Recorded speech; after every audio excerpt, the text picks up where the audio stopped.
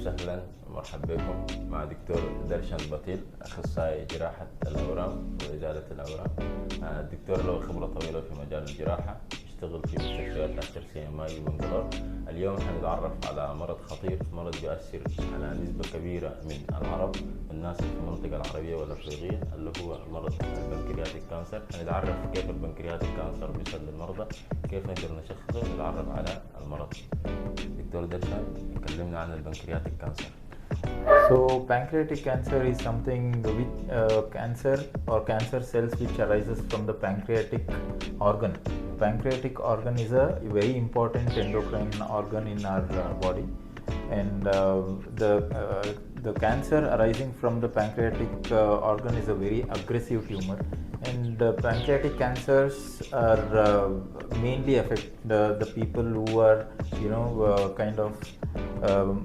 have a alcoholic abuse and who are more prone to pancreatitis. Sir, how once we come to know that the patient is pancreatic or he has got a pancreatic cancer, what is the tumor marker test that need to be done, or what is the scan, what is the blood test, so we can diagnose the staging for the cancer?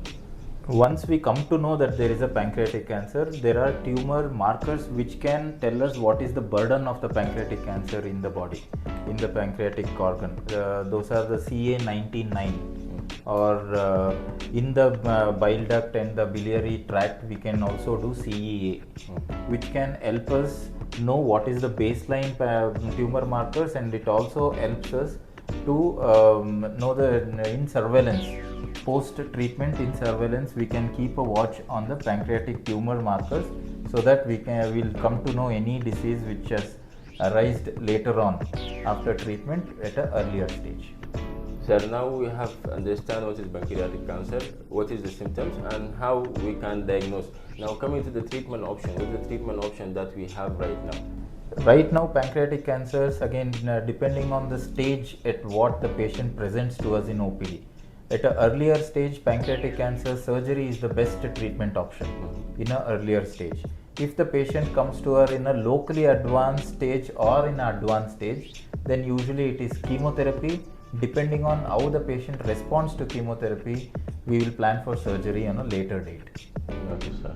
Sir, regarding the surgery and exact surgery, since you are an oncologist surgeon and you have done so much of such surgeries, how is the prognosis of the surgery, the treatment period, the recovery period for the patient? So when it comes to surgery for pancreatic cancer, the main surgery what we do accepted all over the world is Whipple's procedure.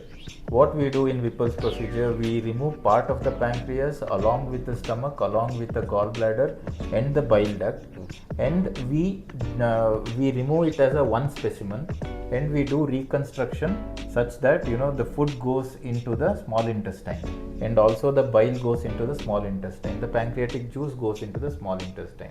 So this is a supra major surgery where you need lot of expertise to do this, and this surgery can be done in an open way, as well as in a laparoscopic, as well as in robotic. So we do robotic pancreatic surgeries also, and open pancreatic surgeries also. Very good. Sir, each and every patient is a candidate for robotic surgery and laparoscopic surgery, or there is something which will differentiate? Most of the patients are eligible for robotic surgery if the disease is very small, or when we say the disease is in the duodenum or in the periampullary region, the robotic surgeries become more easier. Otherwise, open surgeries are also equally effective. Only thing, there is a small incision. In robotic surgeries, there are few 1 centimeter incisions and a small incision to take out the specimen. Now, sir, you told us about the Whipple surgery, pancreatic cancer, and how is the patient and the symptoms, and what is the investigation that need to be done, and what is the procedure itself. Now, how the patient will recover, since it's involved different organ from the stomach? Recover from the surgery? Yes.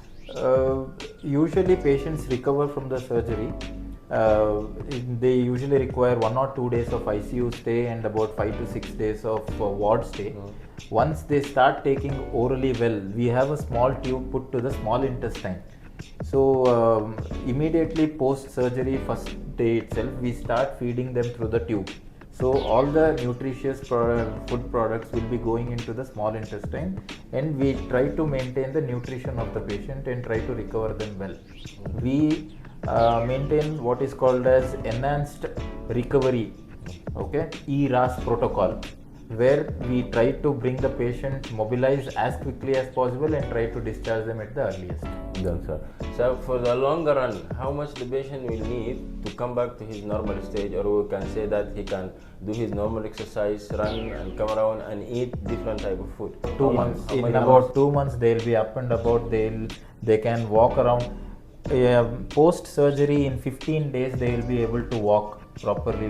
They'll be able to do all their routine activities without any support. When it comes to aggressive exercises or strenuous abdominal exercises, we try to avoid them for up to 2 months. After that, they are good to go. No problem at all with the abdominal exercise. شكرا جزيلا للدكتور.